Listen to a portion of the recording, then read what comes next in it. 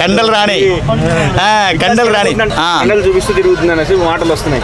ఎవడైనా జోలికి వస్తే పిసికేస్తా అని చెప్తుంది, అంతే, అంతకు మించి ఏం లేదు. పోయి ట్రోల్ చేస్తే నన్ను పిసికేయండి మేడం.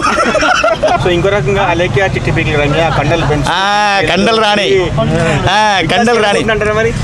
అసలు లైఫ్ మీద ఫోకస్ చేయాలి ఫస్ట్. ఆమె గురించి మాట్లాడాలంటే లైఫ్ మీద ఫోకస్ చేయాలి ఫస్ట్, మనం కెరియర్ మీద ఫోకస్ చేయాలి. మేడం గారు చాలా మంచి వాళ్ళు, ఎవరిని తిట్టరు వాళ్ళు పాపం. ఇప్పుడు కొంచెం మారినట్టున్నారు కదా? అవును బ్రో, చాలా మారింది. ఇంతకుముందు కొంచెం సన్నగా ఉండే కండలు ఇప్పుడు చాలా కొంచెం ఎక్కువ కూడా అయిపోయినాయి. అంటే ఇప్పుడు ఆమె ఇన్స్టాగ్రామ్ వీడియో సేవ్ చేసిన యాటిట్యూడ్ చూపిస్తుంది, కండలు చూపిస్తూ తిరుగుతుంది అనేసి మాటలు వస్తున్నాయి. ఎవడైనా జోలికి వస్తే పిసికేస్తా అని చెప్తుంది, అంతే, అంతకు మించి ఏం లేదు. భయ్యా ట్రోల్ చేస్తే నన్ను పిసికేయండి మేడం.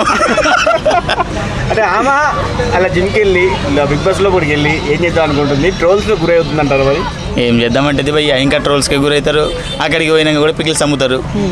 అక్కడికి పోయి బిగ్ బాస్ మీరు కూడా లైఫ్లో మీరు ఏమంటారు, అది మెచ్యూర్గా ఆలోచించాలి బిగ్ బాస్. అలాగే మీరు లైఫ్ మీద ఫోకస్ చేయాలి, కెరియర్ మీద ఫోకస్ చేయాలి.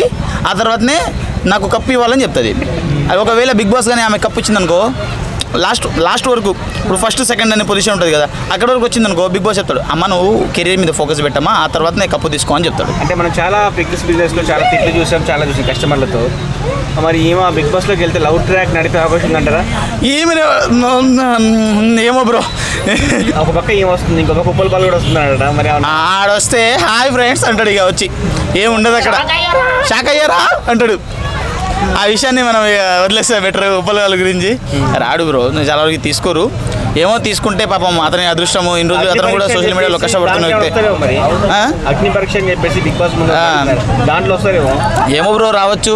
అయినా వీళ్ళకి పెద్ద భాష ఉంది కదా, Basheer master something, Rakesh master ఎవరో పెట్టారు కదా. రానియండి బ్రో, ఏం చేద్దాం, ఇక నన్ను కూడా తీసుకోతే నేను కూడా వెళ్ళిపోతా వాళ్ళతో.